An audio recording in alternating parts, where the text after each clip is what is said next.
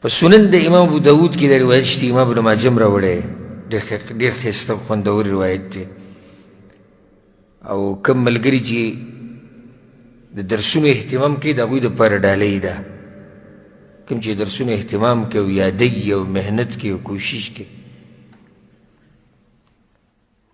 کثیر ابن قیس رحمه الله وی زه د ابوالدرداء رضی الله عنه سره ناست وم فی مسجد دمشق، دمشق په جومات کې ناست وم، شام کې. ښه واورئ، یو سړی راغی وی یا ابوالدرداء، ای ابوالدرداء انی جئتک من مدینة رسول الله صلی الله علیه وسلم، زه ګوره مدینې نه راغلی په تا پسې، د مدینې نه شام ته راغلی دمشق.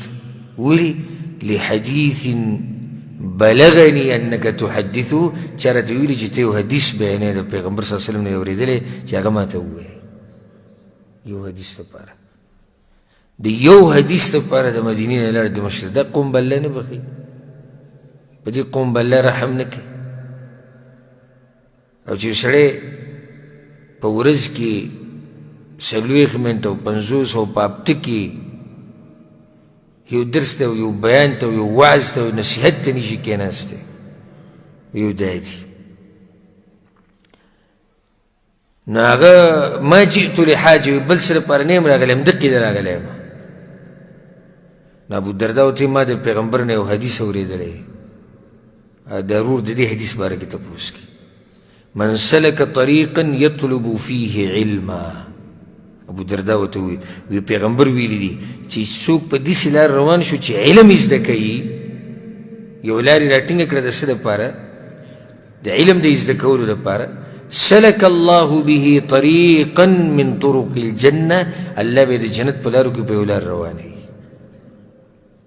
د علم دا لار نه ده ته ډایرکټ جنت ته رسوي.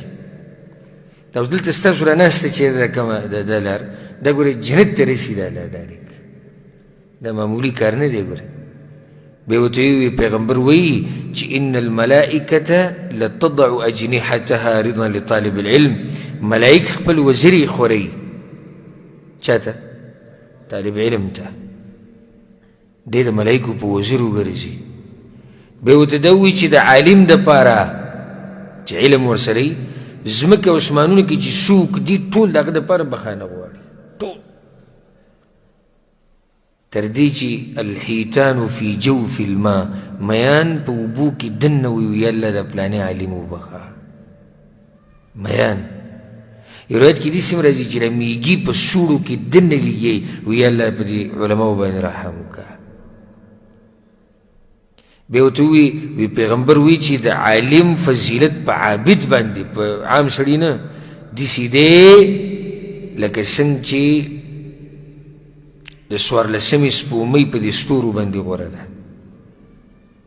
بیا ورته وی ان العلماء ورثة الانبیاء، پیغمبر وی چې علما وارثان د چا دي؟ د پیغمبرانو. وان الانبیاء لم یورثوا دینارا ولا درهما، او پیغمبرانو په میراث کې درهم او دینار او روپۍ نه دي پرېښودي، انما ورثوا العلم، پیغمبرانو څه پرېښودی؟ علم. او دا ډېر د خوشحالۍ خبره، ډېر د خوشحالۍ. موږ خو چې واورو دا ټک خطا پوهه الله راکړې ده لږه ډېره، او وړوکی طالب علم یم زه اوس هم، او د دین د زده کړې په هغه لار کې روان یو. خو دې حدیث ډېر خوشحالېږو چې پیغمبر وایي فمن اخذه اخذ بحظ وافر، چاته چې د پیغمبر په دې میراث کې څه میلاو شو نو دا ډېرې لویې برخې خاوند دی، دا ډېرې لویې برخې خاوند، دا ډېر د خوشحالۍ خبره. الحمدلله.